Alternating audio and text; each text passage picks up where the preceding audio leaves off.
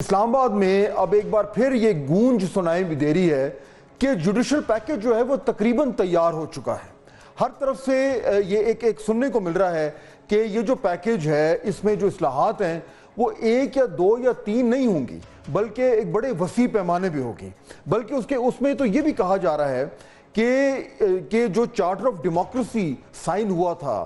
Peoples party اور P M L N کے درمیان 2006 میں، اس کی روشنی میں یہ اصلاحات لائی جا رہی ہیں اور شاید کچھ اس طرح کے معاملات جو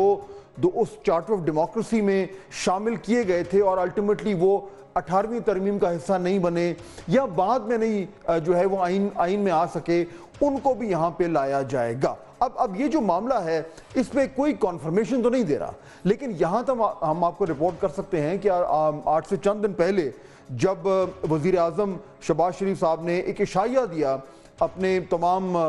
جو پارلیمنٹیرینز ان کو، تو اس میں وہ اپنے خطاب میں انہوں نے اس بات کا ذکر ضرور کیا کہ یہ جو پیکج ہے جو اس کو اصلاحات کہا جا رہا ہے یہ تقریباً تیار ہیں اور بہت جلد انہیں جو ہے وہ پارلیمنٹ میں پیش کیا جائے گا۔ یہی وجہ ہے کہ تمام تر جو پارلیمنٹیرینز ہیں حکومت کے اور اتحادیوں کے، ان کو یہ کہا گیا ہے کہ وہ یہاں پہ موجود رہیں اسلام آباد میں، بلکہ ان میں سے کئی ایسے لوگ تھے جو ملک سے باہر تھے تو انہیں واپس بلایا گیا ہے اور ان کو کہا گیا ہے کہ دے شوڈ ریمین ریڈی، کسی بھی دن یہ پیکج آ سکتا ہے۔ اب سوال ہی پیدا ہوتا ہے، ایک تو آج ہم بات کریں گے کہ وہ جوڈیشل پیکج میں ممکنہ طور پر کیا ہو سکتا ہے، لیکن اس کے ساتھ ساتھ اس سے پہلے جو ہے وہ امپورٹنٹ چیز یہ کہ کیا گورنمنٹ کے پاس وہ نمبرز ہیں کہ نہیں ہیں۔ تو اس میں آج سے چند ہی دن پہلے فیصل واڈا صاحب ہمارے پروگرام میں تھے اور وہ دعویٰ کرتے ہیں کہ ان کے پاس بڑی انسائیڈ انفارمیشن ہوتی ہے، تو وہ تو بڑے کانفیڈنٹ تھے۔ وہ سنیے انہوں نے اس وقت کیا کہا تھا نمبرز کے حوالے سے۔ اچھا، لیکن نمبرز پھر بھی کم ہیں۔ سر یہ آپ کہہ رہے ہیں تو یو تھنک کہ ہو گئے ہیں اور وہ ہوئیں گے؟ آئی ایم ناٹ تھنکنگ سر، آئی نو سر ایسی جتنی لیجسلیشن آئیں گی سب ہوگا، اچھا ٹھوک بجا کے ہوگا، اور اب زور زبردستی سے بھی ہم کریں گے۔ اور شاید یہی وجہ ہے کہ جو اپوزیشن ہے اس کو بھی یہ گونج جو ہے وہ سنائی دے رہی ہے۔ چنانچہ آج جب میڈیا سے گفتگو ہو رہی تھی تو اسد کیسر صاحب، پاکستان تحریک انصاف کے بڑے امپورٹنٹ رہنما ہیں، سابق سپیکر بھی ہیں، انہوں نے بھی کچھ اسی طرح کے خدشوں کا اظہار کیا۔ سنیے ذرا۔ اور اس پہ یہ پورا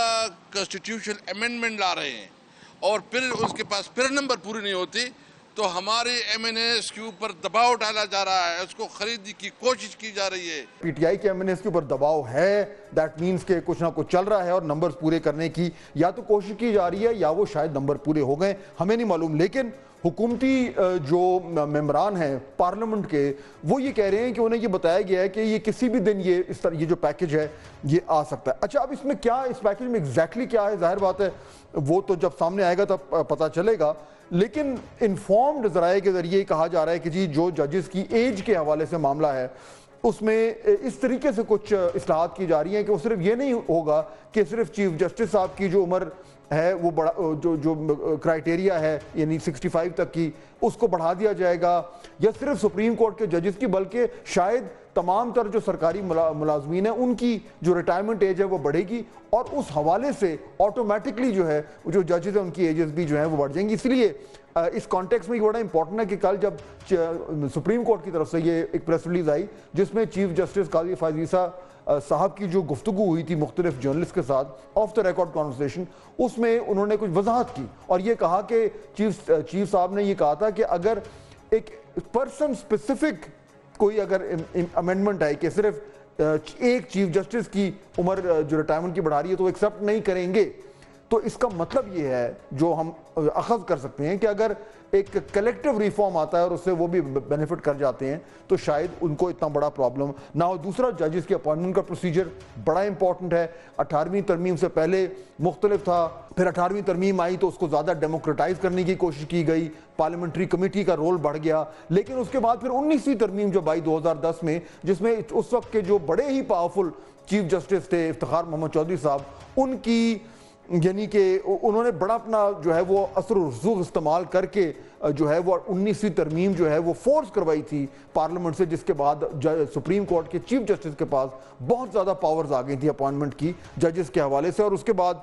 جو ہے وہ آرٹیکل، اور یہ بائی دا وے سارا آرٹیکل 175A میں یہ ڈیٹیل لکھا ہوا ہے۔ تو اس وقت سی جے کی بہت زیادہ پاور ہوتی ہے اور اس میں یہ بھی لکھا گیا کہ جو بھی سینئر موسٹ ہوگا जज, वो सुप्रीम कोर्ट का वो चीफ जस्टिस बन जाएगा। तो क्या अब इस अपॉइंटमेंट प्रोसीजर में भी एक चेंज आने को है, और क्या एक बार फिर ये होगा कि एक पैनल बनाया जाएगा, वो भेजा जाएगा नामों का, उम्मीदवारों का, और फिर वो गवर्नमेंट या प्राइम मिनिस्टर सेलेक्ट करेंगे? इसके ऊपर भी बात हो रही है। और फाइनली ये कि जजेस की ट्रांसफर, यानी एक हाई कोर्ट से दूसरा हाई कोर्ट, अगर इस वक्त वो नहीं हो सकता, इस वक्त अगर आपने किसी जज को ट्रांसफर करना है किसी एक हाई कोर्ट से दूसरे हाई कोर्ट, तो उस जज की रजामंदी जरूरी है। लेकिन इन इस्लाहात में कहा यह जा रहा है कि मुमकिन तौर पर एक इस तरह का भी कुछ इस्लाहात आ सकती हैं कि जजेस को ट्रांसफर किया जाए। अब जाहिर बात है इसको एक तरीके से देखा जाएगा कि ये जो है वो जो अदलिया के ऊपर एक दबाव है, उनका जो एक